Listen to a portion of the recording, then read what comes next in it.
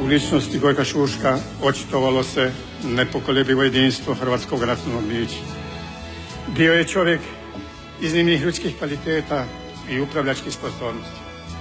U svim okolnostima, pogotovo teškim i pogibeljnim, djelovao je snagom duha i značaja, svjedočio činom vjerodostojnog djela, nepokolebljiv i neustrašiv, smion ali razborit i promišljen vitez hrvatski, vjeran prijatelj i pouzdan čovjek, suradnik na koga se čovjek uvijek mogao osloniti, koji je ljudima ulijevao povjerenje i samopouzdanje.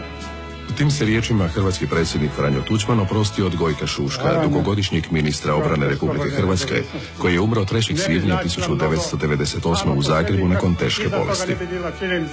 Gojko Šušak se rodio 1945. u Širokom Brijegu kao 6. dijete u obitelji. Otac i brata nestali su mu u Drugom svjetskom ratu, a pred udbaškim šikaniranjem izbjegao je najprije u Austriju, a zatim Kanadu. Ondje se iz siromašnog došljaka, jednog od patnika golgotske hrvatske povijesti, u dugim godinama rada i školovanja uzdigao u poslovnog i kulturnog uglednika, kojem je neovisna Hrvatska bila ideal iznad svega. U Kanadi je pomagao u organiziranju hrvatskih škola i sudjelovao u različitim hrvatskim organizacijama.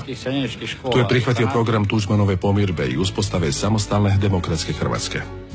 Nakon 21 godine emigracije prvi je put u domovini. Sudjelovao je u radu Prvog općeg sabora Hrvatske demokratske zajednice, a poslije izborne pobjede imenovanje ministrom iseljeništva. Zatim je zamjenik ministra obrane, a u rujnu 1991. ministar obrane. U teškim ratnim okolnostima Gojko Šušak je dao nemjerljiv doprinos u ustrojavanju, jačanju i opremanju Hrvatske vojske. Njegovo kratko izvješće, gospodine predsjedniče, zadatak je izvršen, postalo je sinonimom za sve pobjedničke operacije tijekom Domovinskog rata. U svom dugogodišnjem djelovanju Gojko Šušak je dao veliki doprinos u razvoju američko-hrvatskih odnosa. U brojnim susretima s ministrom obrane Williamom Perryjem i osobno se sprijateljio, što je olakšalo put prema suradnji i strateškom partnerstvu s SAD-om.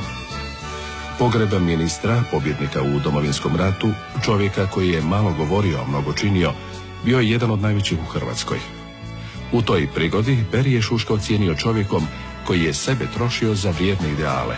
Njegovo mjesto nikada ne može biti s onim bešćutnim i plašljivim dušama koje ne poznaju ni pobjede ni poraze. Bio je vizionar u vojnim pitanjima i njegovo je nasljeđe što će jednoga dana Hrvatska oružana sila postati vrijedan sudionik u zapadnim sigurnosnim